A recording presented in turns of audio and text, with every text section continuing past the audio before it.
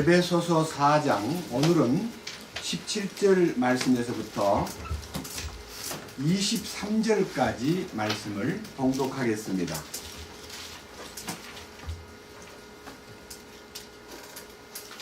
그러므로 내가 이것을 말하며 주 안에서 증언하노니 이제부터 너희는 다른 이방인들이 그들의 헛된 생각 속에서 걷는 것 같이 걷지 말라. 그들은 지각이 어두워졌으며 그들 속에 있는 무지함과 그들 마음에 눈먼 것으로 인해 하나님의 생명에서 떨어져 있도다. 그들이 감각을 지나쳐 자기를 색욕에 내주고 탐욕을 내어 모든 부정한 것을 행하였으되 너희는 그리스도를 그렇게 배우지 아니하였느니라. 진리가 예수님 안에 있는 것 같이 너희가 그분의 말씀을 듣고 그분에게서 가르침을 받았을지니 이전 행실에 관하여는 너희가 속이는 것으로 가득한 욕심들에 따라 부패한 옛사람을 벗어버릴 것을 가르침을 받았으니 너희의 생각의 영 속에서 새롭게 되라. 23절까지 말씀을 읽었습니다. 다시 한번 기도드리겠습니다. 주님, 오늘 저희들에게 이 에베소서 4장 17절 이하의 23절까지의 말씀을 통해서 이 말씀이 기록된 목적과 하늘에 속한 신비를 열어주시옵소서. 우리가 이 말씀이 계시됨으로 인하여 우리의 삶에 이 말씀이 적용되고 우리가 주님의 그 거룩하신 뜻을 따라서 옛사람을 완전히 벗어버리고 새사람을 입는 것이 무엇인가를 주님께서 성령으로 계시해 주시고 가르쳐 주시옵소서. 우리가 이 말씀을 지식으로 알고 행동으로 옮기지 못한 이유는 우리가 입술로는 주님을 존경하나 마음이 주께로부터 멀어져 있는 사람들이 혹시 우리 가운데 있다 할지라도 용서해 주시고 거두어 주시고 주님의 그 따뜻한 사랑으로 이 거룩한 대열에 하나가 되어 믿는 것과 아는 일에 하나 되고 그리스도의 충만하심과 그 부유하심에 이르러 주님의 영광을 돌리는 삶을 살아내도록 이끄시옵소서. 우리 주 예수 그리스도의 이름으로 기도드렸습니다. 아멘.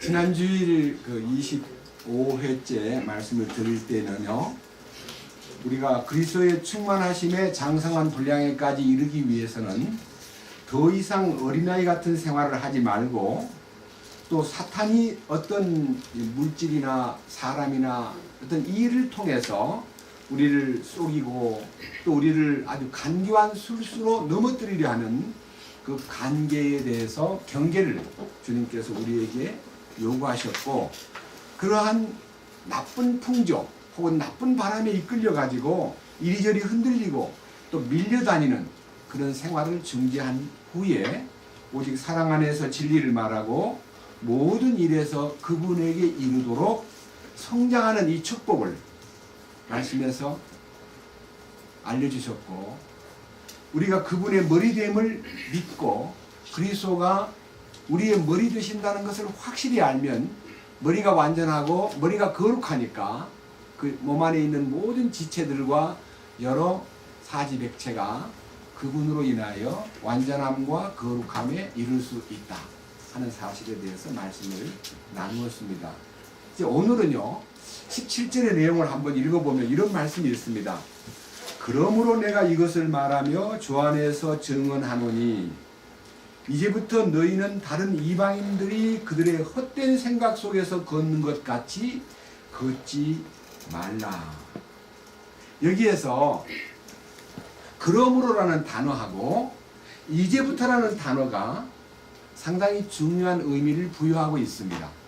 지금까지 읽은 많은 성경 속에는 하나님의 완전하심, 성령 안에서의 부유하심, 그리스도의 충만하심, 믿는 것과 아는 일에 하나 되는 신비, 그리고 주님의 그 충만하심 속에서 성도들을 개개인이 완전하게 되고 섬기는 일을 하게 되고 그리고 그리스도의 몸을 세우는 이 엄청난 신비가 약속되어 있는데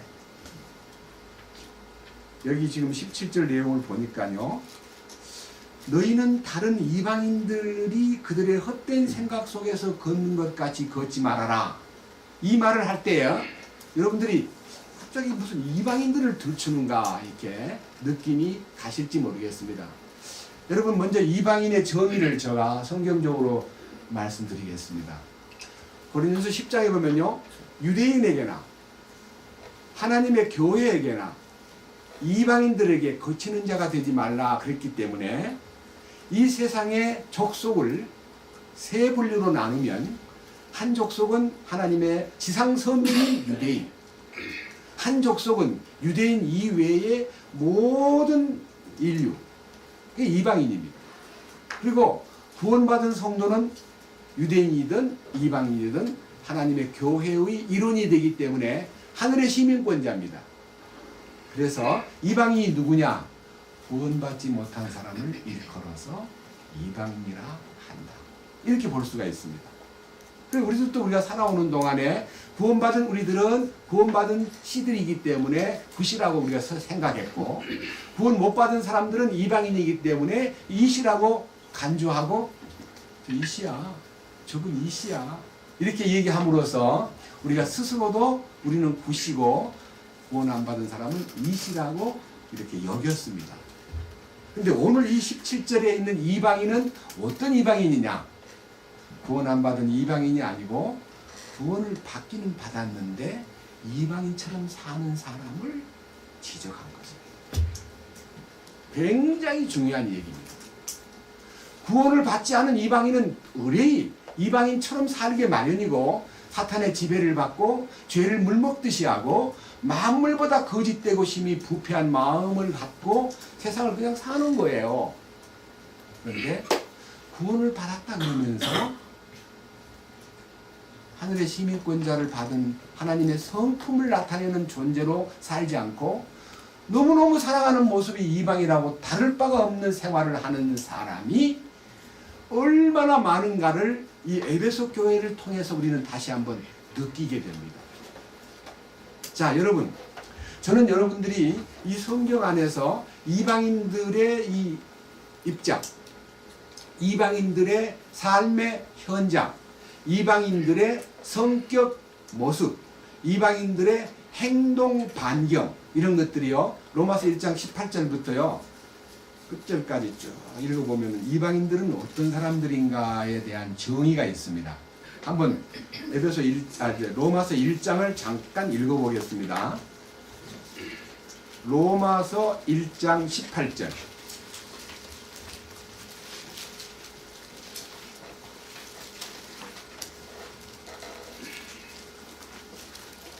하나님의 진노가 불의 안에서 진리를 붙잡아 두는 사람들의 모든 경건치 아니한 것과 불의를 대적하여 하늘로부터 계시되었나니, 이 말은요, 인간이 불의하기 때문에 진리를 거절하고 심지어는 진리를 완전히 옴짝달싹 못하게 붙잡아 놓고는요, 자기들은 경건치 아니함과 불의를 행동으로 옮기고 있는데, 19절, 이 내용을 가만히 들여다보니까 하나님을 알만한 것이 이 세상에 분명히 드러나 있고, 또 20절에 가보니까 하나님은 자신을 전혀 숨기고만 있지 않고 하나님의 영원하신 권능과 신격을 그 만드신 창조물 속에다가 다 보여줌으로써 사람들이 하나님을 깨달아 알 수 있도록 모든 것이 다 열려 있다는 것입니다. 그것이요, 자연 계시를 얘기합니다. 자연 계시. 성경을 안 봐도 이 우주 만물의 모든 움직임을 보면요, 창조자가 아니면 이 우주 만물이 이렇게 질서 있게 운행될 수가 있는가? 어떻게 봄이 오고 여름이 오고 가을에 열매가 풍성히 맺히고 겨울에는 낙엽이 떨어지고 다시 봄이 오면 소생하고, 이런 원칙과 이런 법칙이 경영자이신 창조주의 경영이 아니면 아주 불가능한 것입니다. 그런 거로 성경을 전혀 안 봐도 이 우주 만물 속에 엄청난 하나님의 능력과 신비가 들어있고 멀리 가지 않아도 인간 자기 속에 이 육체 속에도요 이 창조주의 신비가 너무너무 놀랍게 눈이면 눈, 코면 코, 입이면 입, 귀면 귀 모든 사지백체와 오장육부 속에요 하나님의 비밀이 들어있는 거예요. 그러니까 하나님께서 다 보여주었다는 것입니다. 20절 보겠습니다. 그분의 보이지 아니하는 것들 곧 그분의 영원하신 권능과 신격은 세상의 창조 이후로 분명히 보이며 만들어진 것들을 통해 깨달아 알 수 있나니 그러므로 그들이 변명할 수 없느니라. 그러니까 인간들이 하나님이 창조자로서 인간에게 열어놓은 자연 계시를 통해서 하나님을 알 수 있도록 했기 때문에 나중에 심판대 앞에 가가지고 너 왜 하나님을 모르고 살았느냐 물어보니까 아무도 안 알려줍디다. 그래 너 살아가면서 봄이 오고 여름이 오고 가을에 열매가 맺고 겨울이 되면 낙엽이 떨어지고 또 봄이 되면 소생하고 너 이런 거 안 봤어? 봤지요. 그러면서 네 느낌이 없었니? 그럼 자기가 할 말이 없는 거예요. 어떻게 이것을 자연이라고 말할 수 있는가? 그래서 인간이 갖고 있는 그 문제점이 뭐냐면 21절이에요. 그들이 하나님을 알되 그분을 하나님으로 영화롭게 하지도 아니하고 감사하지도 아니하며 여기에 중요한 것은요. 하나님을 알 수 있는 것이 다 열려있기 때문에 성경책을 안 봐도 자연 계시를 통해서 하나님 창조자를 알 수 있도록 하나님이 모든 것을 다 인간에게 계시해 놓았다. 여기 18절 끝부분에 하늘로부터 계시되었다 이렇게 말씀했습니다. 그런데 그들이 21절 하반절에 오히려 자기들의 상상 속에서 허망해지고 또 그들의 어리석은 마음이 어두워졌나니 여기에 상상 속에서 허망해지고라는 말은요 지금 인간이 만든 소위 말하는 진화론이라든지 모든 하나님이 부정되고 사람들이 상상력을 동원해 가지고 만들어 놓은 소위 학문이라는 게 진화론이라는 학문이 상상 속에서 만들어진 허망한 아주 근거도 없는 인간들을 이렇게 혼돈 속에 빠뜨리는 학문입니다. 그런데 그게 지배적으로 세상에 더 깔려 있고 학교의 모든 교육 방법들이 전부 다 이 창조주 하나님에 대한 얘기는 다들 밀쳐내 버리고 오히려 미션 스쿨에서 창조론을 가르친다고 막 부모들로부터 항의가 들어오고 진화론을 가르쳐야 된다고 말함으로써 창조주 하나님을 일부러 잊어버리려고 하는 인간의 상상 속에서 허망한 것을 바라보고 어리석은 마음에 어둠이 깔려있다 그랬습니다. 제가 오늘요 여기 나타나 있는 허망해진다, 어리석은 마음이 어두워졌다. 그 다음에 22절에 스스로 지혜롭다고 선언하지만은 어리석은 자가 되어 썩지 아니할 하나님의 영광을 썩을 사람이나 새나 네 발 달린 짐승이나 기어다니는 것들과 같은 형상으로 바꾸었느니라. 그러니까 만드신 창조주를 섬기는 게 아니라 만들어 놓은 물질 가운데서 심지어 타락이 되면요 짐승을 섬기는데 소를 섬기는 사람이 있고 제가 66년도에 구원을 받고요 68년도에 제대한 후에 이제 어느 지역에 가서 전도를 하는데 어떤 분이 와서 우리 어머니는요 쥐를 섬겨요 그러는 거예요. 아니 그 섬길 게 없어 쥐를 섬겨?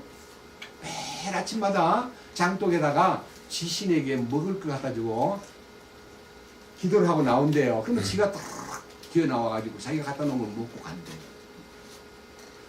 그래?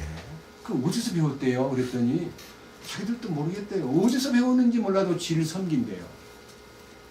차라리 쥐 잡아먹는 고양이를 섬긴다 그러면은 그 상당히 힘이 세게 보이니까 낫고 또 더더군다나 고양이를 잡아먹는 호랑이나 사자를 섬긴다 그러면 좋을 텐데 가장 미천하고 더러운 주를 섬긴다는 얘기를 제가 들었습니다. 물론 그분이 구원을 받고 그런 것을 다 헤쳐버리고 이제는 주님만 섬기는 사람이 되었지만, 사람들이 이 타락이 되면, 무지해지면 하나님의 영광을 눈감고 여기 짐승이나 또 아니면 기어다니는 것들과 같은 것을 섬긴다 그랬습니다. 여러분, 이집트에는요 개구리를 섬겼어요. 개구리.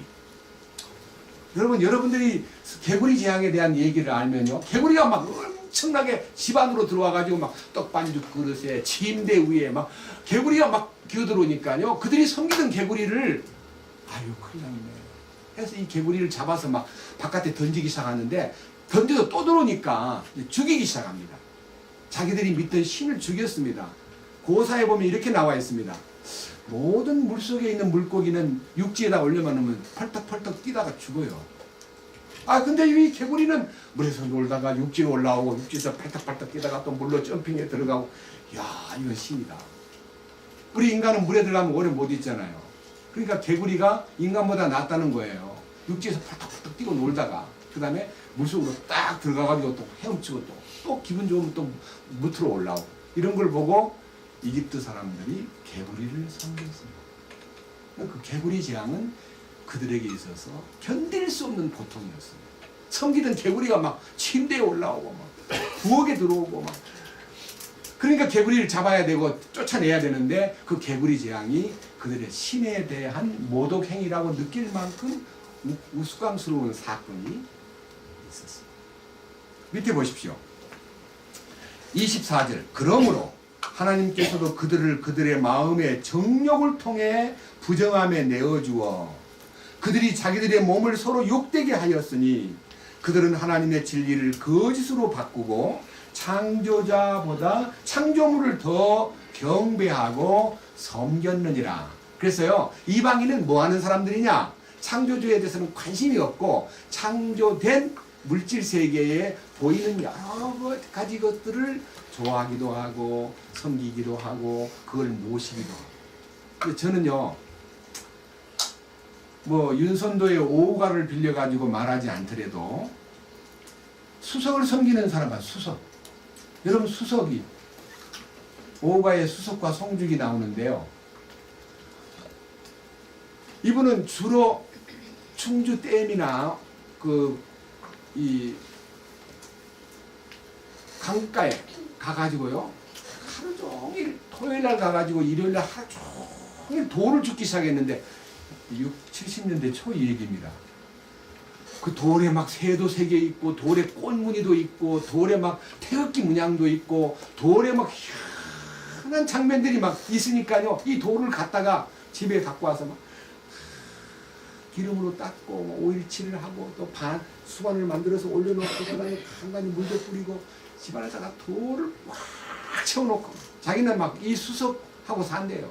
너무너무 사랑스럽고 이쁘고 신기하고 자랑스럽고, 나중에 전문가 불러다가 이거 얼마야 하니까 이런 돌은 수석 수집가들한테 가면 1억이 넘을 거라 하니까 막, 와 내가 부자구나. 여러분,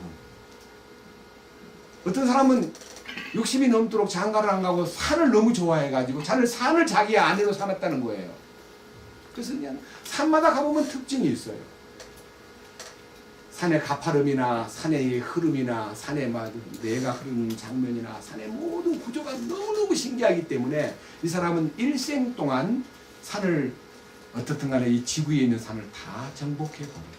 그래서 히말리아 산까지 가겠다고 마음 먹고 산을 샅샅이 뒤지는 사람인데, 산이 너무 좋아서 사랑하는 대상자가 산보다 더 좋은 대상이 없기 때문에 결혼 안 하고 산을 그냥 우러러보면서 사는 거예요. 이게 인간이 갖고 있는 허망한 소위 말하는 일종의 신앙이에요.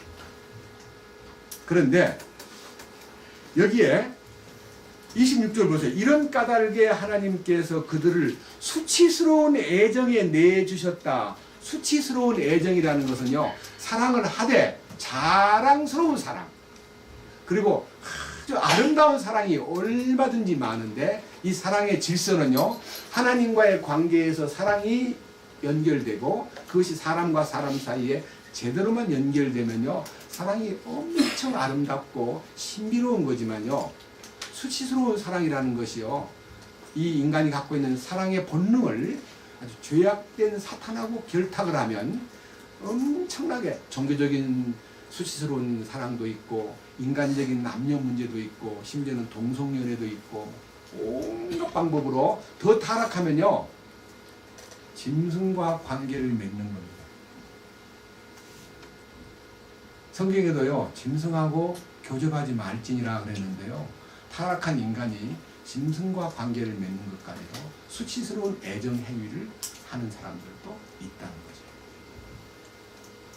그 부분은 손을 안 대겠습니다. 다만요 27절 남자들도 이와 같이 본래대로 여자 쓰기를 버리고 남자와 여자가 하나님이 창조 원리에 의해서 결합을 해서 둘이 한 몸을 이루고 거기에서 생산이 되고 거기에서 사랑이 확인되고 거기에서 두 사람 사이에 참된 인생 삶을 개척해 나가는 결합된 두 사람의 부족한 점을 서로가 보충해주는 결합된 애정을 통해서 나타나야 될 원칙을 남자와 남자끼리 만나가지고 서로 욕망이 불릴 듯 함으로써 남자가 남자로 더불어 흉한 짓을 행함으로 거기에 따르는 상당한 보응을 받았느니라 그랬습니다.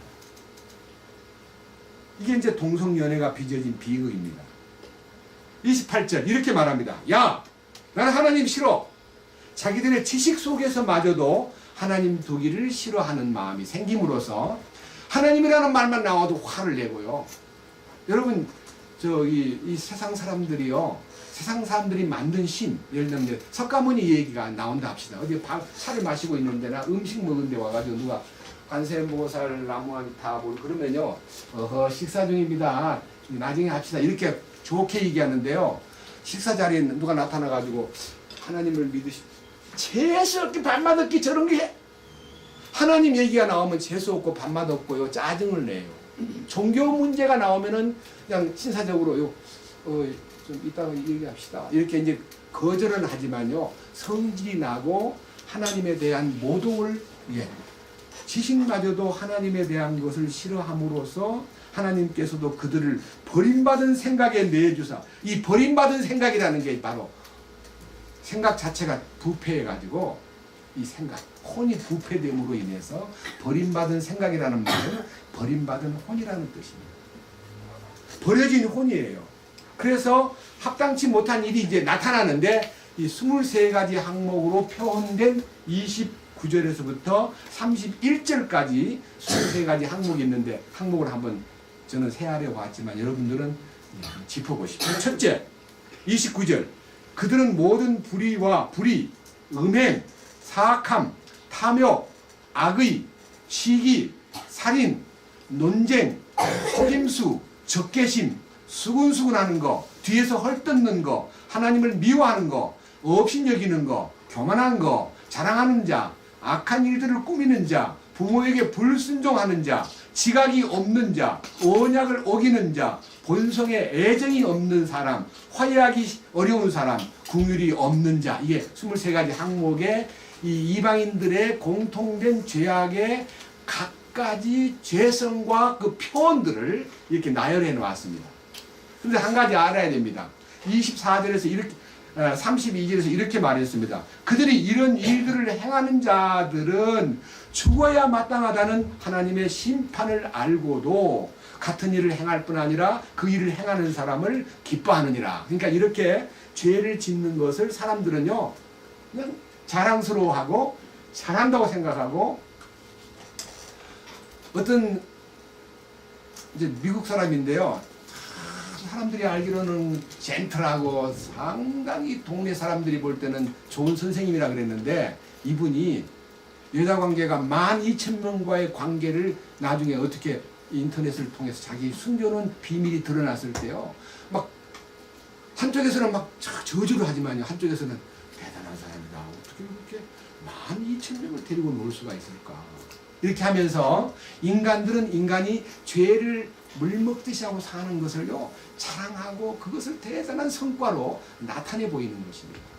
이게 지금 이방인의 기질과 성품과 그들의 저주받을 행동을 논한 것입니다. 오늘 여기까지만 얘기하고요. 이제 갈라디아서 5장을 보면서 구원받은 사람이 어떻게 하느냐. 갈라디아서 5장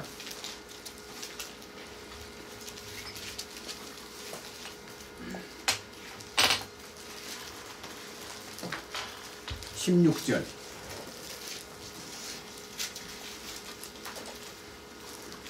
갈라디아서 5장 16절입니다. 그런즉 내가 이것을 말하노니 곧 성령 안에서 걸으라. 그리하면 너희가 육신의 욕심을 이루지 아니하리라. 타고난 본성이 작용하지 않게 하려면 성령에게 완전히 결탁되고 성령을 쫓아 행하기만 하면 육신의 욕심은 저절로 떨어져 나간다는 것입니다. 지금 이 갈라디아서 5장을 읽을 때 먼저요, 깊이 생각할 문제는요, 이 갈라디아 5장이 누구를 향해서 말씀하신 거냐. 5장 1절 그리스도께서 자유로 우리를 자유롭게 하셨으니 그러므로 그 자유 안에 굳게 서서 다시 속박의 멍에를 매지 말아라, 이렇게 말씀했고, 11절 형제들아 나하곤 내가 아직도 할례를 선포한다면 어찌하여 아직도 핍박을 받겠느냐.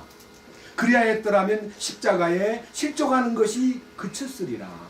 13절 형제들아 너희가 부르심을 받아 자유에 이르렀으나 오직 자유를 육신을 위한 기회로 쓰지 말고 사랑으로 서로를 섬기라. 그러니까요, 죄에서 자유로워졌다, 사탄의 권세에서 해방이 되었다는 것을 빙자해가지고 자유를 마음껏 방종으로 갖고 가지 말고 육신의 종으로 살지 말고 사랑으로 섬기고 성도들을 위해서 희생하는 생활을 배우라. 그러기 위해서는 성령을 쫓아 행하라. 17절 육신은 성령을 대적하여 욕심을 부리고 성령은 육신을 대적하나니 이 둘이 서로 반대가 되므로 너희가 원하는 것들을 너희가 능히 하지 못하느니라. 이 속에 성령의 뜻을 따라서 살고 싶은 갈망이 불타오르는데 자꾸 육신의 욕망하고 둘이서 자꾸 힘거리 겨루기를 하면서 이 둘이가 자꾸 요동하고 있는 이 문제가 서로 이렇게 끝나지 않고 계속 싸우고 있는 장면이 절정에 달하는 부분이 로마서 7장입니다.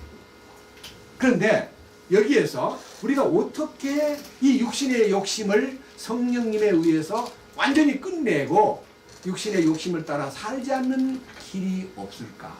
이 갈망이 18절입니다. 그러나 너희가 성령의 인도를 받으면 율법 아래 있지 아니하니라. 이제 육신의 행위들은 명백하니 이것들이라.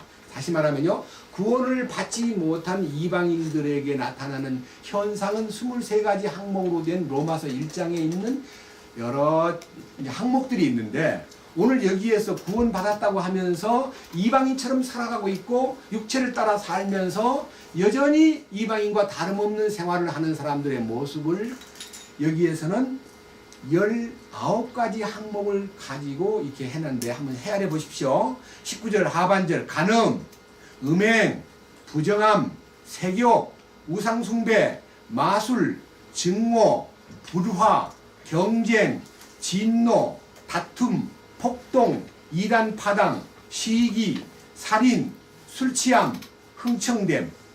17가지입니다.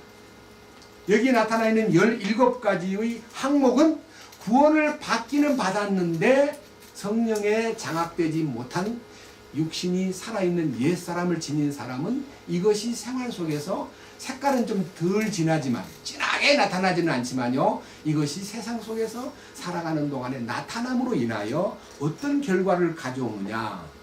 다시 21절 봅니다. 시기와 살인과 술취함과 흥청됨과 또 그와 같은 것들이라. 내가 또한 전에 너희에게 말한 것 같이 이것들에 대하여 미리 너희에게 말하노니 그런 것들을 행하는 자들은 구원받았다 그러면서 육신의 욕심을 따라 살면은 결코 하나님의 왕국을 상속받지 못한다. 하나님 왕국의 상속권을 잃어버리는 겁니다. 이게 이제 육신 안에서 성령으로 말미암아 옛사람이 처리가 되고 성령의 인격, 여기 성령의 인격이라는 것은 22절. 그러나 성령의 열매는 성령이 내 안에 오셔가지고 결과를 만들어내는 것은 사랑이요, 기쁨이요, 화평이요, 오래 참는 거요, 부드러움이요, 선함이요, 또 믿음이요, 온유요, 절제니. 이것은 9가지 성령의 열매를 통해서 성령님의 인격이 나타나는 것입니다. 그래서 24절에 이렇게 말했습니다. 그리스도께 속한 사람들은 이제 성령으로 장악되고요, 헌생명이 거절되고 주님의 십자가의 능력 안에 붙잡혀서 옛사람이 죽어버리고 새 생명을 소유한 사람은 어떤 경험을 하게 되냐면 이 갈라디아서 5장 24절의 세부적 경험, 토탈 시스템입니다. 뭐라고 되어 있냐면요, 그리스도께 속한 사람들은 애착들과 정욕들과 함께 육신을 십자가에 못 박았습니다. 이 육신이라는 말은요, 이 고깃덩어리를 말하는 거 아닙니다. 프레시한 고깃덩어리를 말하는 게 아니고 바로 주님께서 싫어하는 육신적인 요소들, 여기 17가지 우리의 여러가지 성격과 여러가지 마술에 얽매이고 여러가지 우상숭배에 매이고 때로는 인간관계에서 불화하고 막 경쟁심을 갖고 있고 조그마한 일에도 성질을 내고 다툼을 일으키고 그 다음에 심지어는 막 폭동까지 일으키려는 생각이 드는, 우리 옛날에 우리를 해코지 하는 사람들한테 핍박을 달게 받고 기뻐한 게 아니라 막 신부사에 가가지고 막 쉽게 말하면 폭동을 일으킨 거 우리 많이. 저도 여의도 광장에서 막 어떤 우리 싫어하는 사람 얼굴에다 막 배옷을 막 박는 걸 신문기자들이 탁탁탁 찍어가지고 세상에 사진에다가 그 그림에다가 어떻게 못을 박냐 얼굴에다가. 이걸 누가 한 사람도 제대로 말리지도 못하고요. 그러면 안 돼. 우리 인격적으로 합시다. 이렇게 해야 되는데 그냥 우리는 너무 쉽게 넘어가가지고 제가 앞에서 선동한 죄로 영등포 경찰서에 불려가가지고 며칠 동안 조사를 받았습니다. 저도 그 중에 한 사람이었어요. 폭동을 일으키면서.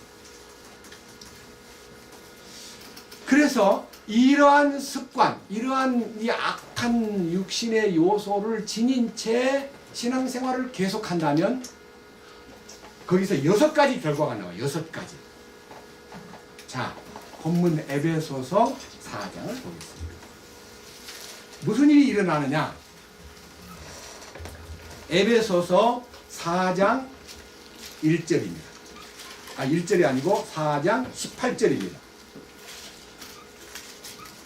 그들은 지각이 어두워졌으며, 자세히 한번 보세요. 제가 이제 이 6가지를 쓰겠습니다. 자세히 보시죠. 성경에 그대로 있습니다. 자, 여기 18절에 그들은, 그러니까 구원받았다 하면서 헛된 생각 속에 빠져가지고 이 허무한 생각, 이 헛된이라는 말은요, 제가 이 원어에 보니까 이 헛된이라는 말의 뜻이 뭐냐면요, 이렇게 나와 있더군요. 여러분 앞에 한번 이 헛된이라는 단어에 대해서 좀 이렇게 연구한 내용을요, 이 헬라어로 헛된이라는 단어는요, 마타이오테스라는 단어로 되어 있는데요, 그 헛된이라는 단어는 영어로는 배너리라 되어 있는데요, 허망한, 텅 빈, 공허한, 무익한, 무가치한, 잘못된 그런 겁니다. 그러니까 딱 얘기하면 텅 비었다는 거예요. 텅 비어. 텅 빈 생각이 뭐예요? 혼이에요.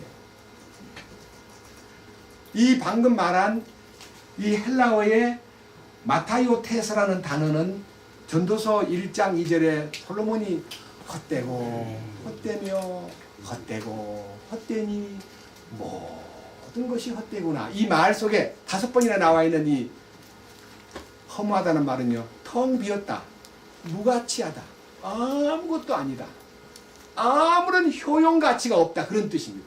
그러니까요, 가치 없는 생각이 우리 인생을 지배하니까 그 가치 없는 생각에 끌려다니는 인생이 바로 뭐냐? 혼이 처리가 되지 아니한 모습이다.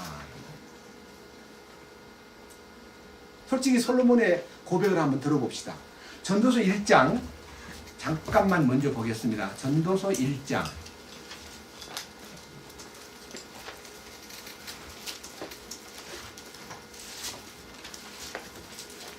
2절 선포자가 이르되 헛되고 헛되며 헛되고 헛되니 모든 것이 헛되도다. 이렇게 이제 자기는요, 이거는 자기가 인생을 거의 마치고 황혼기에 이르렀을 때에 이 사람이 이 부분을 설파했는데 성령의 인도로 이것을 선포했기 때문에 그가 이렇게 말합니다. 자, 2장 1절. 내가 내 마음속에 이르기를 무엇이 희락이냐? 쾌락을 위해서는 어떻게 해야 되느냐? 이제 연구를 하다 보니까 2절에서 마지막 얻은 결론이 웃음은 미친 짓이고 희락은 도대체 네가 뭘 하는 거냐?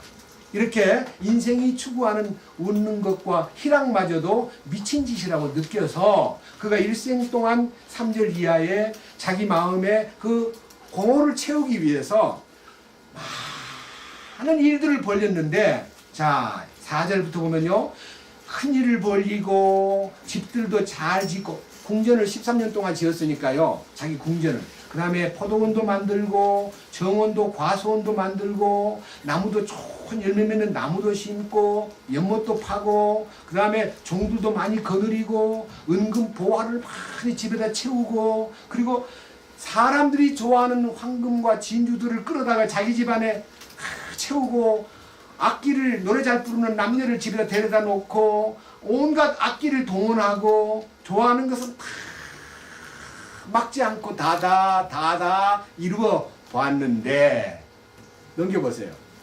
뭐라고 되어 있냐면요, 11절 이렇게 얘기합니다. 그때에 내가 내 손으로 이룩한 모든 일과 내가 수고로 행한 모든 수고의 열매를 바라보았는데, 보라, 모든 것이 헛되며 뭘 괴롭히는 거예요?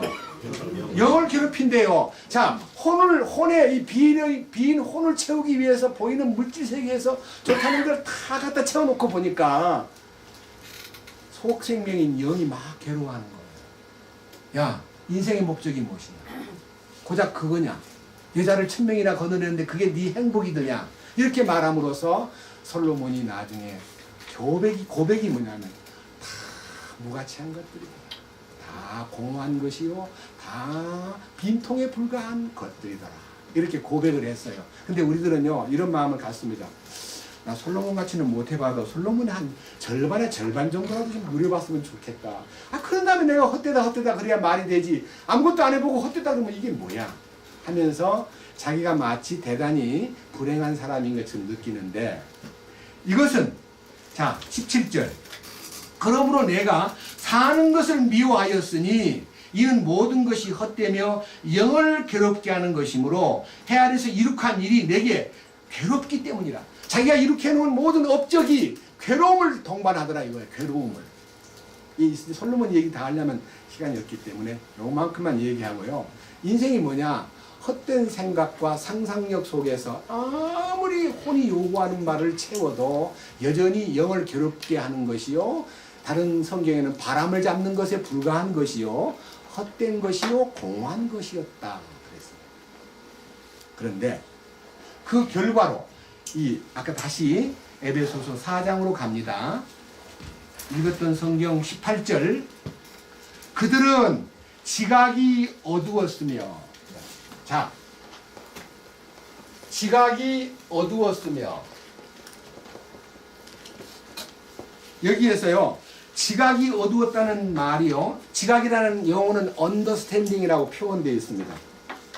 여러분, 우리가요, understanding 속에 단어가 너무 신비한 의미가 있어요. 우리가 참으로 깨닫고 참으로 하나님의 주신 지혜와 하나님 주신 내적 변화로 인해서 뭔가가 알아지면요, 그대로 언더스탠딩 하는 거예요. 예? 언더스탠딩 하는 거예요. 이게 무슨 말이냐? 이 깨달음이라는 것은요, 언더스탠딩, 아래로 서는 거예요. 아래로 내려가는 거예요.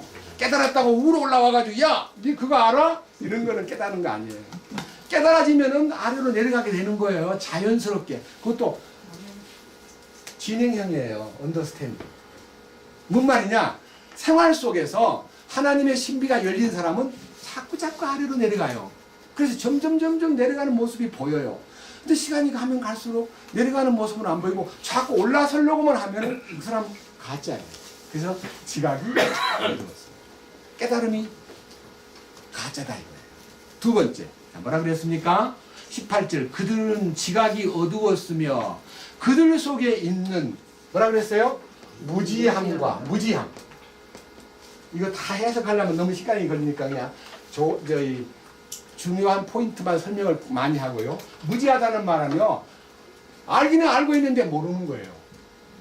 저 이 무지함이라는 이 내용도요, 이게 성경을 뒤져보니까 엄청나게 많아요. 예. 이 백성이 입술로는 나를 존경하나 마음은 내게서 멀도다. 사람의 계명으로 교훈을 삼아 가르치니 나를 헛되이 경배하는도다. 저들이 열심을 다하여 하나님에게 충성한다고 의롭게 살려고 발버둥 치지만 하나님의 의를 모르고 자기 의를 세우려고 힘써 하나님의 의를 대항하는 말씀이 로마서 10장 2절에 있어요. 그러니까 알긴 아는데 모르는 거예요. 그러니까 쉽게 말하면요, 이 지각이 어두워지면요, 성경이 안 봐지는 거예요. 성경을 안 보게 되면 무지해지는 거예요. 여러분, 성경을 얼마만큼 봐야 되는 줄 아세요? 성경을 보자 하는 노력으로 보는 거 말고 성경이 보고 싶은 마음이 끌려가지고 보는 사람이 정상적이고요. 성경을 읽어야겠다는 부담을, 아유, 오늘 성경 하나도 못 봤네. 어떡하지? 보고 자야지 하고 밤에 잠자는 시간에 침대 맡에서 보려고 하니까요, 3분도 안 봐가지고 에너지가 다 소모돼 놓으니까요. 아이고, 이거 자꾸 졸려서 되겠나. 물 한 잔 먹습니다. 또 봅니다. 또 한 10분도 못 가가지고. 이게 뭐냐? 무지로 계속 들어가는 거예요. 이 보세요. 그 다음. 첫째, 지각이 어두워지고 그들 속에 있는 무지함과 그들 마음에 뭐가 됐어요? 야, 이거요. 마음의 눈이 뭐요? 멀었어요. 눈이 멀었다는 거예요. 여러분, 장님 중에서요, 장님 같이 사는 사람은 장님으로 동정을 받아요. 이보세요. 눈을 감고 다니면요, 지팡이를 짚고 이렇게 가면은 불쌍하다고 이렇게, 아저씨, 글로 가면 안 돼요. 이리로 가요 하고 손잡고 저 따라오세요 하고 이게 동정이나 받지만요, 눈을 멀쩡히 뜨고 이상한 행동을 하면 정신 나간 사람 같이 봐요. 눈뜬 장님이 불행한 거예요. 여러분, 어떤 사람이 눈뜬 장님이냐? 구원을 받은 사람은 눈을 뜬 자입니다. 근데도 장님이 있다는 겁니다. 성경에 있거든요. 원칙. 제일 중요한 거 한번 보겠습니다. 요한일서 2장. 구원을 받았고 참으로 주님 안에 있다고 하면서 장님 생활하는 사람에 대한 얘기가 요한일서 2장에 있습니다. 자세하게 한번 말씀을 참고해 보겠습니다.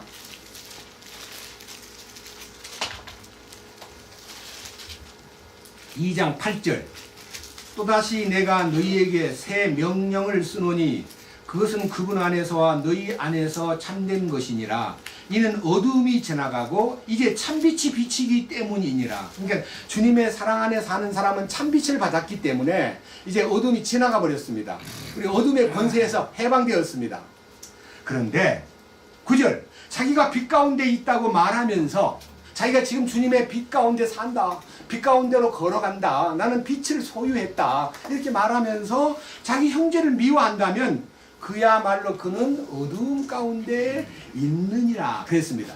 그러니까 마음속에 있는 어떤 조건, 어떤 이유, 불이익을 당한다든지 무시당했다든지 자존심을 밟았다든지 나를 기분 나쁘게 했다든지 때문에 이유가 어떻든 간에 그 일로 인해서 형제를 미워하면 어떻게 되는 거예요?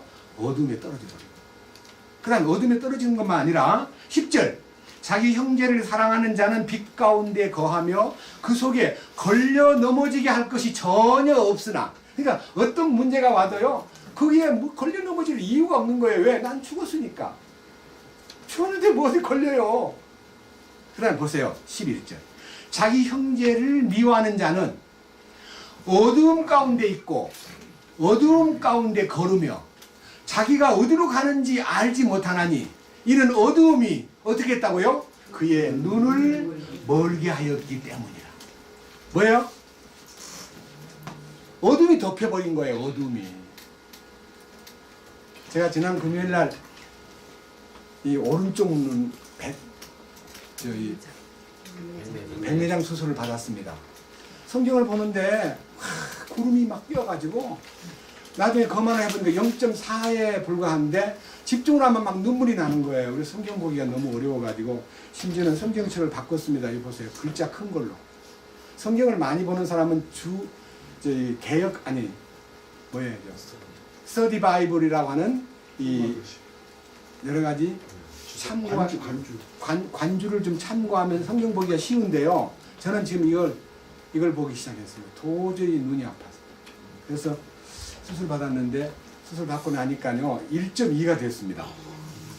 거만을 해보니까 너무 기분이 좋아요. 너무 밝아가지고 수사 선생님 말 이쪽 눈은 0.9고 이쪽 눈은 0.4였는데 눈이 너무 어두우니까요 한쪽 눈으로 계속 이 왼쪽 눈을 사용했대요. 근데 눈이 이제 딱 교대 근무를 하는데 이쪽이 좋아지니까 이쪽이 이제 사진을 딱 찍어보니까 구름이 반쯤 끼어 있어요. 그래서 제가 금방 수술은 안 하고 몇 달 후에 할까봐요 하고 이제 연장을 해놨는데 안경을 맞추려고 갔다가 결국은 이제 알아졌는데 작년 12월 달에 사실 눈이라는 것이 밝은 것이 얼마나 좋은지 모르겠어요. 여러분 눈이 어두면 무슨 일이 벌어진 줄 아세요? 인상을 써요.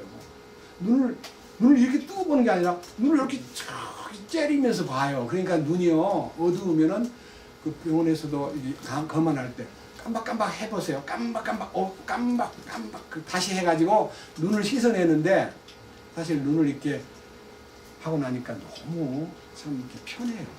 그렇게 심하게 아프지도 않고 지금 일주일째 목욕도 못하게 하고 머리도 못 감게 하고 그래서 지금 아주 어려워서 주일날 일주일 동안 머리 안 감은 머리로 교회 와서 말씀 전하다가 누가 냄새 난다 그럴까봐 어제 토요일날 오후에 미장원에 가가지고 얼굴을 완전히 갖고 이렇게 누워가지고 머리를 좀 감아달라고 부탁했더니 조심스럽게 감아주더라고요. 미장원 아줌마가. 그래서 머리를 어젯밤에 오후에 감았습니다. 근데 이제 연락이 딱 왔더라고요. 화요일날 지나면서부터는 마음대로 목욕도 하시고 머리도 감으세요. 이렇게 일주일 만에 제게 자유롭게 해주시더라고요. 근데 놀라운 것은요. 여기에 어둠이 눈을 몰게 했다는 것은요. 미움이 어둠을 몰고 오고 그 미워하는 마음이 눈을 몰게 만드는 어둠에 쌓이게 된다는 것입니다. 그 대신 이것이 더 디테일하게 더 세부적으로 말씀을 엮어놓은 몇 장 앞으로 넘기면 베드로 후서 1장을 보겠습니다. 베드로 후서 1장.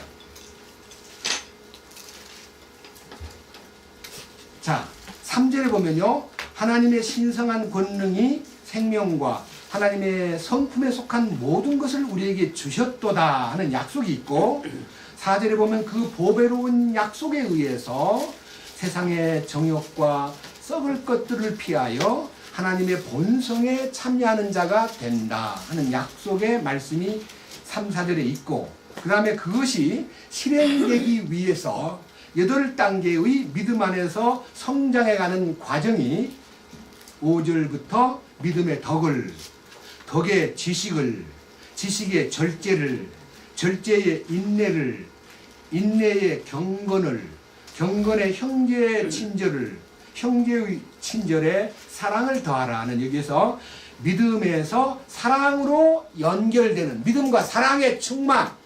예, 이 믿음 안에서 하나님의 본성에 참여하고 순종하게 되면요 사랑이 무럭무럭 나타나는데 그리스도의 사랑이 나타난다는 것입니다. 만약 이러한 정상적인 질서의 단계를 따라서 믿음에서 사랑으로 관통되는 이 삶이 나타나지 않으면 누가 되느냐면요 1장 8절 이것들이 너희 안에 있어 풍성하면 그것들이 너희가 우리 주 예수 그리스도를 아는 것에서 빈약하거나 열매를 맺지 못하는 자가 되지 아니하게 하려니와 그러니까 주님 안에서 믿음에서 사랑으로 나아가는 이 과정을 제대로만 잘 스텝 바이 스텝으로 밟으면 열매 맺는 삶이 나타나는데 그죠? 뭐라 되어 있습니까? 이것들이 없는 자는 이 믿음에서 사랑까지 가는 이 과정에서 정상적인 훈련을 받고 정상적인 과정을 거쳐서 주님이 기뻐하는 열매 맺는 생활이 없는 사람은 뭐라 그랬어요? 눈이 먼 자요. 그래, 눈이 먼 자요. 그 다음 뭐라 했어요? 멀리 못 봐요. 그 다음에 심지어는 자기가 옛 죄들로부터 깨끗하게 되었다는 것을 어떻게 되세요? 망각한 자라. 얼마나 불쌍해요. 눈먼 자가 되는 거예요. 하나님의 신성한 본성에 참여한다고 말하면서 혼의 욕구를 따라 움직이면요 장님이 되는 거예요. 눈뜬 장님이. 이거 대단히 기가 막힌 얘기입니다. 구원 안 받은 사람은 아예 장님이에요. 근데 구원 받아서 눈을 떴다 그러는데 장님 생활을 하는 거예요. 이게 이제 마음의 눈이 멀었다는 겁니다. 여러분들이 에베소 1장 18절에 지혜와 계시의 영을 너희에게 주서 마음의 눈을 밝혀주사 이렇게 했는데 마음의 눈이 성령으로 밝아졌다고 믿었는데 아까 말한 정상적인 믿음에서 덕의 지식을, 지식의 절제를, 절제의 인내를, 인내의 경건을, 경건의 형제의 우애를, 형제의 우애의 사랑을 공급하는 정상적인 루트, 그 코스를 밟지 않으면 눈먼 자가 되고요. 멀리 보는 눈이 없어지기 때문에 비전이 없는 거예요. 비전.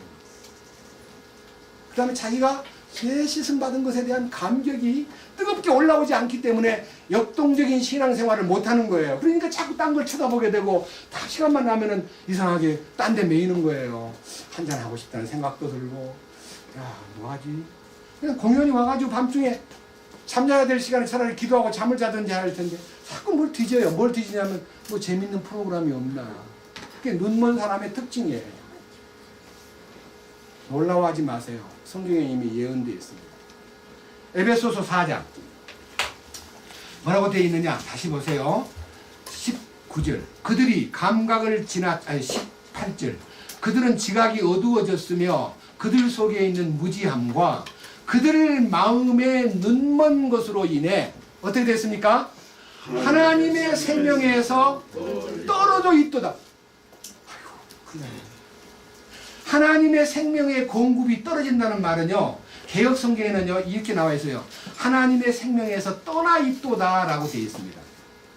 여러분 하나님의 생명과 떨어진다는 것이 뭡니까? 이 생명은 부활 생명이에요. 여러분들이 이 하나님의 생명에 대한 정의를요 제가 이제 몇 군데 성경을 읽고 그냥 설명 안 하고 넘어가겠습니다. 너무 이제 내용이 크니까요. 요한복음 1장 4절 한번 보면요. 자세히 봅시다. 요한복음 1장 4절.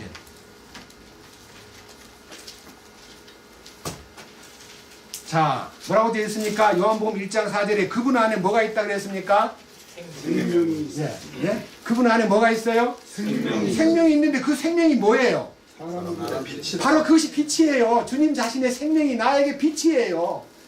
빛이 생명을 이 지구의 태양빛이 생명을 생성하고 모든 바다에 있는 파도를 통해서 막 출렁거리는 그 물에서 고기들의 양식인 플랭크톤을 만들 때는요 태양과 파도에 의해서 만들어져요. 태양이 없으면 플랭크톤이 생성이 안 돼요. 그 생성된 플랭크톤이 바로 새우가 먹고 그 새우 막 떼지어 새우가 막 생기면 고래들도요 새우 있는 데 가가지고 마시면 막 새우가 막 몸에 들어와서 배를 채워요. 고래 양식이 새우잖아요. 그게 뭔 말이냐? 하나님이 먹이 사슬을 만드는데 전부 다 빛의 조화를 통해서 이 지구를 관리하고 이 빛이 바로 생명이요. 이 우주의 생명의 질서가 흐르고 이 우주의 생명이 흐르도록 만든 것이 전부가 다 하나님의 신비한 능력 안에 있다는 겁니다. 근데 이 생명의 빛이요 만물에만 있는 게 아니라 예수님이 요한복음 11장 25절에 나는 부활이요 생명이니라고 그래요. 생명. 여기서 말하는 생명이라는 단어는요 헬라어로 조에를 조에. 이 조에라는 단어는요 육체의 생명도 아니고 혼 생명도 아니고 하늘에 속한 생명, 영원한 생명. 이게 영원한 생명, 하나님의 생명, 그리스도 안에 있는 생명. 이 전부가 다 조에라는 단어예요. 조에. 이건 영원한 거예요. 자, 요한복음 5장 24절 진실로 진실로 너희에게 이르노니 내 말을 듣고 나 보내신 이를 믿는 자는 뭘 얻었고? 영생, 영존하는 생명을 얻었고 심판에 이르지 아니하나니 사망에서 어디로 옮겼느니라? 생명. 이 사망이라는 것은 사탄의 영역이고 생명은 하나님 품으로 갔다는 겁니다. 그래서 이 조회 속으로 들어간 사람은 이 생명이 약동하기 때문에 이 생명의 실제 안에서 사는 것이 이제 체험이 돼야 되는데 하나님의 생명에서 떨어져 버렸어요. 구원 받았는데 이 이방인처럼 사니까 생명에서 딱 제외돼 버린 거예요. 저도 그런 생활을 30년 넘도록 해오면서 많은 시행착오가 일어났는데 이제 이 말씀을 보니까요, 참 큰일 날 뻔했구나. 여러분, 이 엄청난 신비가, 이 엄청난 약속의 말씀이, 사실 제가 지금 벌써 시간이 이렇게 많이 되니까 이제 마음에 이제 쫓기는데요. 솔직히 이 생명에 대한 얘기를 좀 더 해봅시다. 이 생명에 대한 얘기를. 요한일서로 돌아갑니다. 요한일서. 이제는 3장. 요한일서 3장입니다.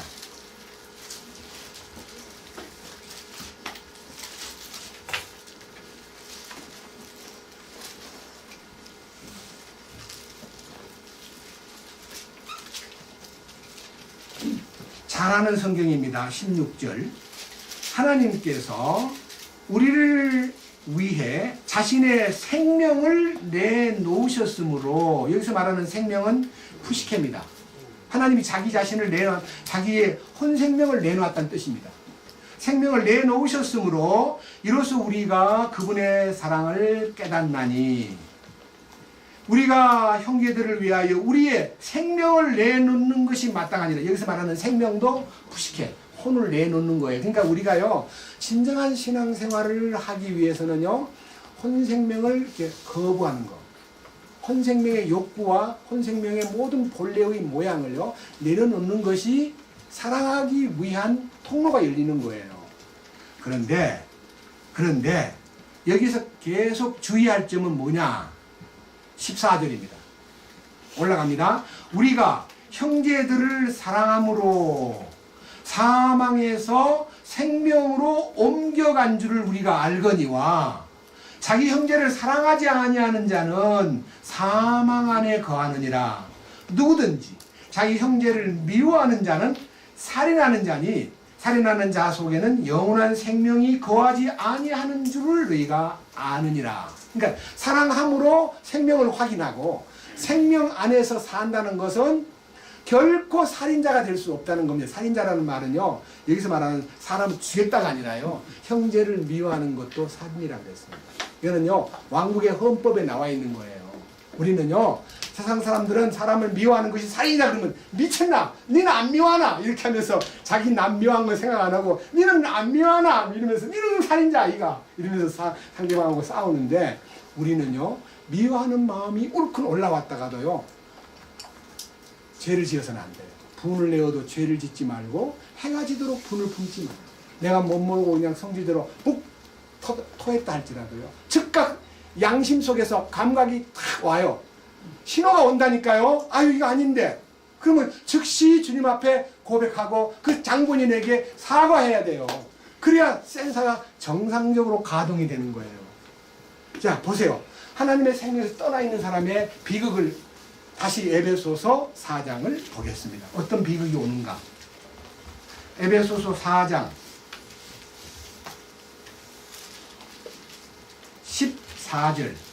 19절. 그들이 감각을 지나쳐 자기를 세욕에 내주고, 여기서요, 감각을 지나쳐 그랬습니다. 감각을 지나쳐. 저는요, 이 감각을 지나쳐라는 단어가요, 개역 성경에는 저희가 감각이 없는 자가 되어 자신을 방탕에 방임한다라고 되어 있고, 회복력에는요, 저희가 감각이 없는 사람이 되어 자신을 방탕에다가 내맡겼다 그랬습니다. 여기에요, 감각을 일컬어서 양심의 센서, 양심의 센서가 고장이 나버려요. 네? 구원받고 십자가를 알았다는 사람이 십자가의 능력 안에 자기 자신이 완전히 끝났다고 하는 것이 확실하게 정해졌는데도 불구하고 이방인이 하던 17가지 행실에 빠지게 되면 눈도 어두워지고 무지해지고 눈이 멀어지고 하나님의 생명에서 떠나게 되고, 감각, 센서가 마비되어 버리는 거. 어떻게 마비되느냐? 이 센서 마비되는 얘기가요, 성경에 있거든요. 디모데전서 4장 보겠습니다. 어떻게 센서가 마비되는가? 조금만 뒤로 넘기면요, 디모데전서 4장이 나옵니다. 디모데전서 4장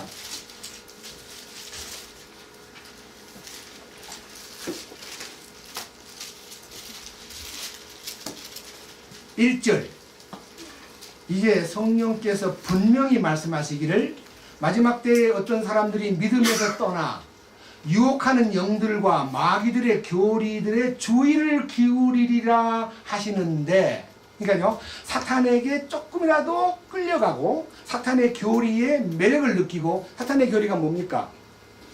예수 믿고 사는 사람은 왜 이렇게 가난하게 살아야 되냐? 도대체 이게 뭐냐? 번영하고 잘되고 형통하고 복받고 축복받고 막 천배만배 복을 받는 길이 있다던데 왜 이러지? 하면서 사탄의 유혹과 마귀들의 교리에 마음을 기울이면 2절 그들은 뭐가 돼요? 그 즉시 위선자가 되는 거예요. 그것을 추구하면 위선자가 되고 거짓말하게 돼요. 그럼 어떤 일이 벌어져요? 양심이 뭘로 지져버린다 그랬어요? 뜨거운 인두로 지져버리는 사람이 되는 거예요. 여러분 이런 얘기 들어봤어요? 양심을 뜨거운 인두로 지져버린다는 거예요. 사탄이 와가지고 양심을 지져버리는 거예요. 문드러져 버리는 거예요. 양심이 센서가 죽어버리는 거예요. 자기 양심의 센서가 뜨거운 인디로 지져버림으로써 그는 맥을 못 추는 게 센서가 가동이 안 돼. 감각이 없어. 여러분 그런 사람 되고 싶습니까? 절대로 그러면 안 돼요. 그래서 감각 없는 사람으로 사는 것이 제일 비참한 사람입니다. 옛날에요, 우리 구원받고 제사함 받은 사람이 영원한 속죄를 믿었기 때문에요, 무슨 죄를 지으면요 다음 주날 쌓아놨다가 자백만 하면 되겠지 하고요, 죄를 그냥 다 쌓아놨다가 하나님 참 한 주간 동안 너무 많은 죄를 지었길래 할 말이 없지만 주여 용서해 주시옵소서, 자백하면 영원히 예수님의 피가 우리를 깨끗하게 해주신다고 하셨지요. 믿습니다. 그 자백을 했는데 그 자백을 자꾸 같은 죄를 자백하려니까 염치가 없어져 버려. 나중에는 자백하기도 힘들어요. 같은 죄를 자꾸 지으니까. 여러분 이거는 유아기 때 속한 자백입니다.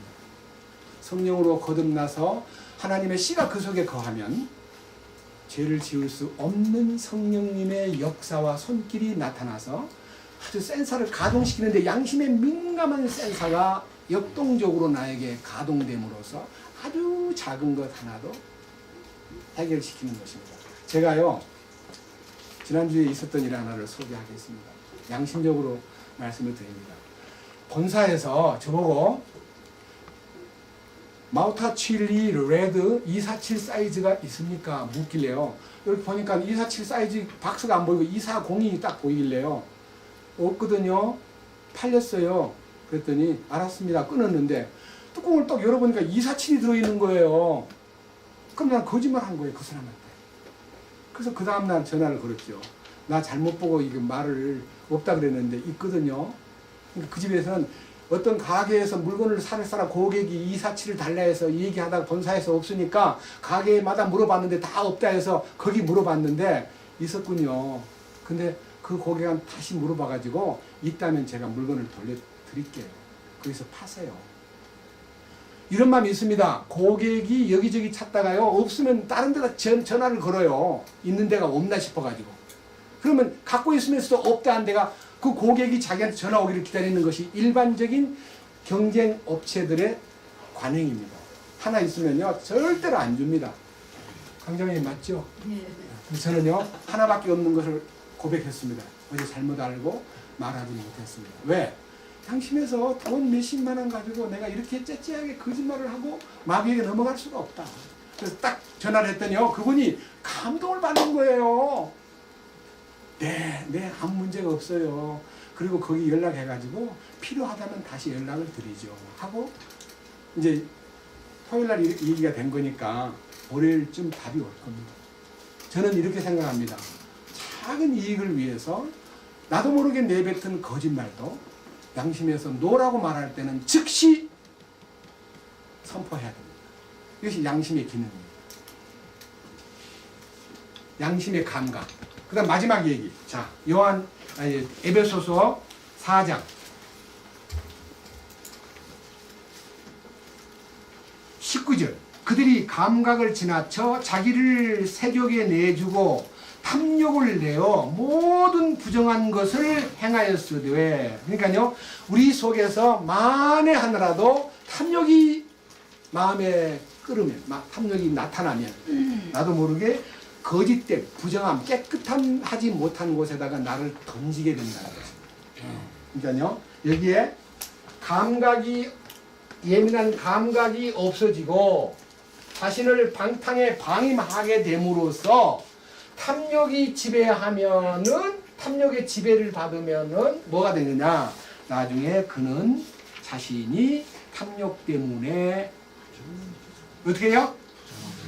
부정이라는 게 뭔지 아세요? 부정이라는 건 다 단어로 깨끗이 않다는 거예요. 깨끗이 아니함에 자기를 내놓는 거예요. 자꾸만 깨끗이 못한 것에 자꾸만 오염되는 거예요.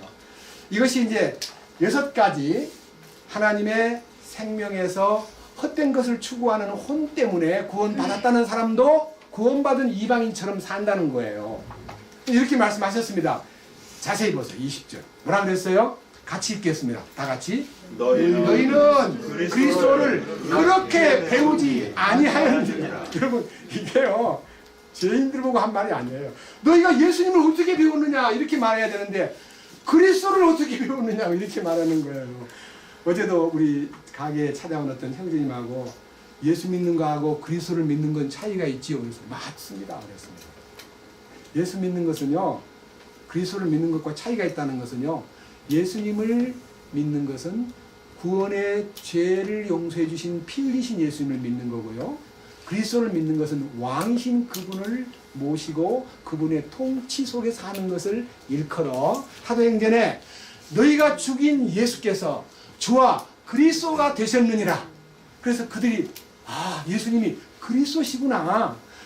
그리스도가 바로 왕이시구나. 이걸 알게 되면요. 그의 권위 앞에 무릎을 꿇게 되고 그분의 통치를 받는 행복이 찾아오는 거예요. 이게 신앙생활의 진수예요. 자, 여기에서 너희는 그리스도를 이렇게 배우지 않았다는 말이 무슨 말인가? 예수님 우리한테다가요. 너 나한테 배워야 돼. 알았어? 딴 데 가서 배우지 말고 나한테 배워. 이 주님이 딱 지목해가지고 나한테 배우라고 한 데가 성경에 몇 군데 있는데 다 찾지는 못하고 우선 한 절만 포인트로 마태복음 11장 29절을 보겠습니다.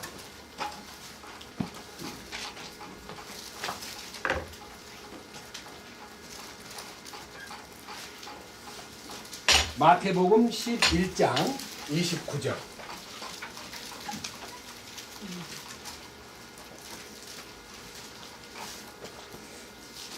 자, 너무너무 중요한 성경인데요. 우리가 이것을 마음속 깊이 되새김을 할 필요를 느낍니다. 마태복음 11장 29절. 뭐라고 되어 있습니까? 너는 나는 마음이 온유하고 겸손하니 너희 위에 내 멍에를 메고 내게 배우라. 우리 주님이요. 목사님한테 배우라든지 설교 잘하는 설교자한테 배우라가 아니라 나한테 배우라는 거예요. 주님이. 나는 마음이 온유하고 겸손하니 너희 위에 내 멍에를 메고. 저는요 어젯밤에도 늦게 방송을 딱 트니까요. 기독교 방송인데 트니까요. 어떤 분이 막 십자가 얘기를 이제 하는데요. 예수님이 십자가에 고난당하고 죽으셨듯이 나도 내 몫에 태인 십자가가 있다. 근데 뭔 십자가냐 그러면요. 막 고생하는 거.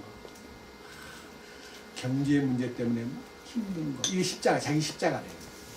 여러분 십자가를 그렇게 만들면 안 돼요. 그건 가짜예요. 주님 십자가가 내 멍에를 네가 매야 된다. 내 멍에. 주님이 내 멍에는 십자가. 주님의 십자가예요. 주님의 십자가 안으로 들어오라 그랬지. 네 십자가 따로 있다 하지 않았습니다. 우리 십자가 따로 만들면 안 됩니다. 내 멍에를 메고란 말은 나의 십자가 안에 들어와. 어떡하라고? 나에게 배우라. 그럼 뭐가 와요? 밑에 보세요. 내 멍에를 메고 내게 배우면 뭐가 온다 그랬어요? 혼을 위한 안식을 찾게 된다는 거예요. 혼을 위한 안식. 놀라운 거 아닙니까?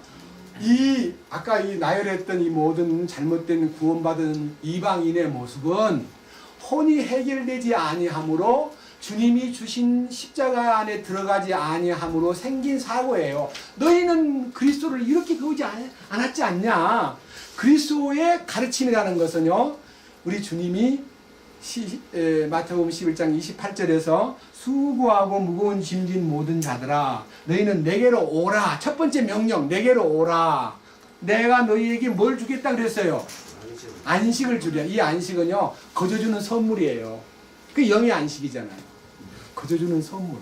안식을 주신 후에 반드시 혼의 안식은 나의 멍에를 네가 메고 내게 배워야만 너가 혼의 안식이 허락된다. 그런 뜻입니다. 근데 지금 우리 가운데서 아직도 혼의 안식에 들어가지 못한 사람은요, 자기가 무엇을 해보려고 막 안간힘을 쓰면 그렇게 노력하면 할수록 십자가하고 멀어집니다. 십자가는 뭐냐? 나는 아무것도 할 수 없다는 것을 참으로 깨닫고요. 그냥 항복하는 거예요. 그냥 항복하는 거예요. 제가 주님이 이제 이 세상이 마지막 끝날 때 가르치는데 주님 또 교육을 시킨다 그랬어요. 그 교육시키는 그 내용이 있는데 어떤 교육을 시키냐 그러면요. 이 인류에게 전체에게 교육을 시키는데요. 칼을 쳐서 보습을 만들고 창을 쳐서 낫을 만들리라는 말씀이 이사야 2장에 있습니다. 뭔 말인지 아세요? 사람들이 이 땅에 살면서 가인은 동생을 죽여놓고도요, 자기 죽는 것을 두려워했습니다. 그 말이 뭔 말이냐면요, 인간은 생존 경쟁에서 남을 죽이는 것이 자기가 사는 길인 줄 알고 착각을 했는데, 이게 사탄의 방법입니다. 사탄은 죽이고 멸망시키는 것이 본업입니다. 그런데 주님은 살리고 풍성케 하는 것이 본업입니다.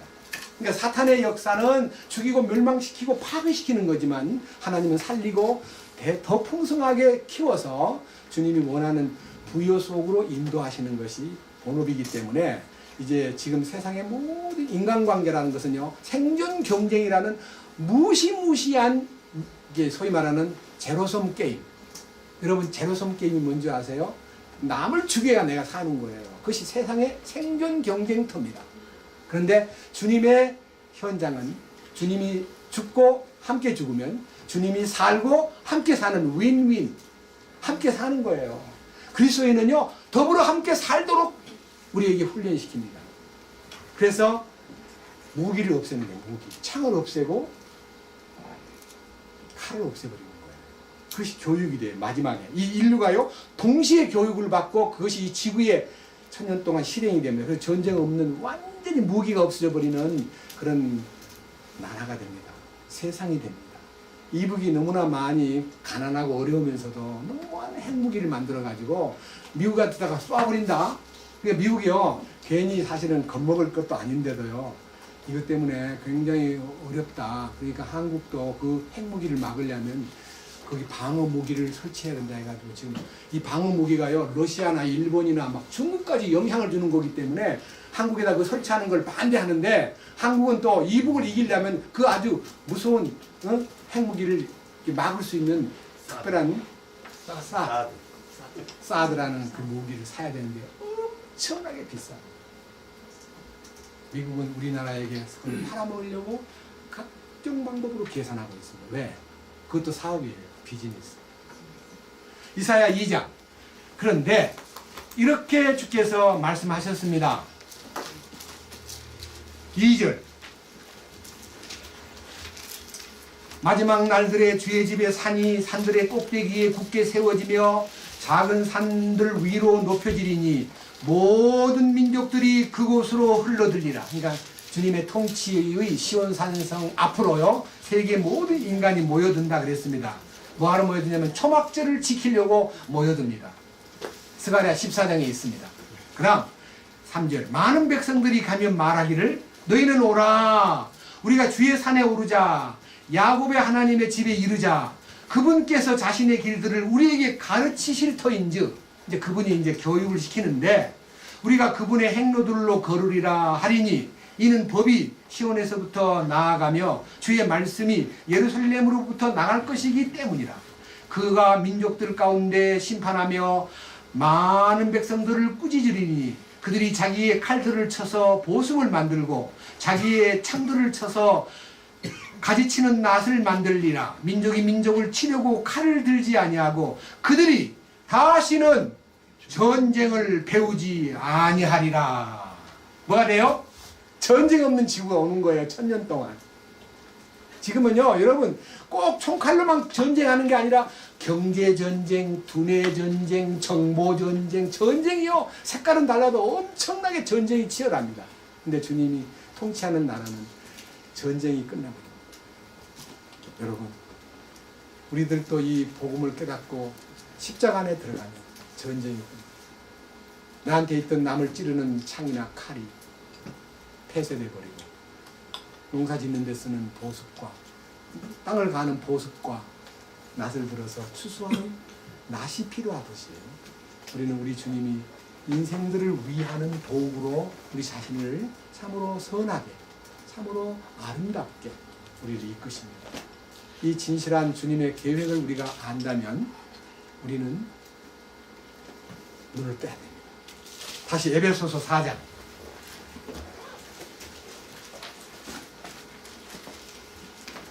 21절, 진리가 예수님 안에 있는 것 같이 너희가 그분의 말씀을 듣고 그분에게서 가르침을 받았을진데, 참으로 사람한테 배우지 말고, 여러분 너무 유명한 사람한테 배우려고 하다 보니까요, 나는 뭐 미국 가서 피터 러크만에게 배워야 되겠다, 나는 오스왈드 제이 스미스에게 배워야 되겠다, 나는 칼빈의 제자다, 나는 루터의 제자다, 이런 사람들 많은데, 여러분 그런 사람을 앞세우는 제자들은 별 볼 일 없습니다. 주님의 제자가 돼야 됩니다. 주님의 성령님의 인도를 따라서 배운 성령님의 제자가 되어야 됩니다. 그래서 요한일서 2장 27절에 보면요, 그의 기름 부음 안에서 가르침을 받는 사람은 다른 사람한테 배울 필요가 없다 그랬습니다. 여러분, 저는요 가르치려고 여기 서 있는 거 아닙니다. 주님의 가르치심이 이 교제 가운데 나타나기 때문에 저는 선포만 할 뿐이고, 제가 여러분들을 가르치려고 애쓰지 않습니다. 주님의 가르치심 안에 여러분들이 머무십시오. 그 다음 뭐예요? 22절 결과, 그의 가르침, 그렇게 그리스도를 배우면 무슨 일이 생기느냐? 이전 행실에 관하여는 너희가 속이는 것으로 가득한 욕심들을 따라 부패한 옛사람을 어떻게 해요? 벗어버릴 것을 가르침을 받아라. 부패한 옛사람을 벗어버려라 그랬는데 어떻게 내가 나를 벗습니까? 내가 나를 못 벗으니까요, 주님이 나를 인도해서 당신의 용광로에다 던져버린 거예요. 십자가는 옛사람을 처리하는 용광로입니다. 여러분, 용광로에다가 뭐 낫을 넣든 뭐 괭이를 넣든 뭐 탱크를 넣든 자동차 부서진 걸 넣든 대형 농장 이제 용광로에다 탁 던지면 어떻게 해요? 형체도 없이 녹아버립니다. 센 불만 붕붕 떠 있는데 그거 가지고 다시 만듭니다. 여러분, 예수님은 우리를 재창조하는 것이지 수리하지 않습니다. 땜쟁이 아닙니다. 여러분, 옛사람을 벗어버리고, 그 다음에 제일 첫 번째 하는 것이 23절 뭐가 변합니까? 생각이 바뀌어요. 생각의 영 속에서 새롭게 되는 건데, 생각의 영이라는 것이 로마서 12장 2절에 있는 옛사람과 그 행위를 벗어버린 결과로요, 마음을 새롭게 함으로 변화를 받아. 마음이라는 말이 맨 처음에 4장 17절에 있었던 헛된 생각 속에서 하는 그 생각이라는 단어가 마인드인데, 자, 다른 성경에는 마음이라고 되어 있는 그 마인드도, 마인드가 바뀌면요, 성경을 유심히 로마서 12장 3절, 2절, 3절을 보니까요, 첫 번째는 생각이 바뀌는 것을 마인드라 했고요, 그 다음에 생각하라 생각하라 너희는 생각하라 하는 생각은 think. 제가 이제 읽다가 이렇게 생각해요. 마인드가 바뀌면 think가 바뀌는 거예요. 요 생각이 바뀌면 내적인 겁니다. 요거는 외적인 거예요. 생각이 나타나는 거예요. 그러니까요, 마음속에 변화가 오면 생각이 행동으로 바뀌는 겁니다. 제가 이걸 알게 돼서 오늘 새벽에 성경 보다가, 여러분 다시 봅시다. 로마서 12장 2절 3절 12장 2절, 너희는 이 세상에 동화되지 말고 오직 너희 생각을 새롭게 함으로 변화를 받아. 여기 생각은 마인드입니다. 하나님의 선하시고 받으실만 하며 완전하신 뜻이 무엇인지 입증하도록 하라. 이 입증이란 말은요, 생각이 변하는 사람의 삶 속에 나타나는 현상을 입증이라고 합니다. 그 다음 3절, 내게 주신 은혜를 힘입어 너희 가운데 있는 각 사람에게 내가 말하노니 각 사람은 자기가 마땅히 생각할 것보다 더 높이 자기를 대하여 생각하지 말고 하나님께서 각 사람에게 믿음의 분량을 나누어 주신 대로 맑은 정신으로 생각하라. 여기에 생각하고 생각하라 하는 이 띵크는요, 마인드가 바뀐 사람에게 나타나는 축복입니다. 여러분, 진심으로 이 진리 안에 산다면요, 이제 여기까지 가야 됩니다. 자, 넘겨보세요. 에베소 4장. 다음 주일날 할 거지만요, 오늘 잠깐만 이 절수만 읽고 마치겠습니다. 에베소서 4장 24절 같이 보겠습니다. 또 너희가 하나님을 따라 의와 참된 거룩함으로 창조된 새 사람을 입을 것을 가르침을 받았으니, 여기 20절에요 그리스도를 그렇게 배우지 않았다라고 말하고, 21절에 진리로 배우라, 진리의 가르침을 받으라. 그 다음에 옛사람, 부패한 옛사람을 벗어버릴 것을 가르침을 받았지 않느냐. 24절에 하나님을 따라, 첫째 의와, 둘째 참된 거룩함으로 창조된 새 사람을 입을 것을 가르쳤다. 우리 주님의 가르침 안에 머물면요, 새 사람을 입습니다. 이 축복이 여러분과 저의 것이기 때문에 제가 정말 감격스러운 마음으로 옛사람을 어떻게 정리하고 새 사람이 되느냐 하는 과정은요, 전적으로 주님의 주권에 있다는 것을 여러분 앞에 선포합니다. 아멘. 주님을 찬양합니다. 주님 감사합니다. 오늘 또 우리에게 구원받은 이방인처럼 살지 않기를 원해서 2000년 전 에베소 교회에 보낸 편지를 통해서 너희 헛된 생각에 사로잡혀서 지각이 없고 감각이 없으며 무지함 속에서 하나님의 생명에서 떠난 삶을 그만 살고 옛사람을 벗어버림으로써 주님의 그 거룩하신 새 사람을 입을 때에 의와 진리와 사랑과 변화된 새로운 생명의 은혜를 덧입는 이 놀라운 사실에 대해서 함께 말씀을 나누었습니다. 우리 모두를 이 영광된 대열에 세워주시옵소서. 우리가 이 거룩한 생명을 입증하고 이 남은 생애를 왕국 복음과 하나님의 의를 위해서 순종하고 살도록 이끄시옵소서. 우리 주 예수 그리스도의 이름으로 기도드렸습니다. 아멘.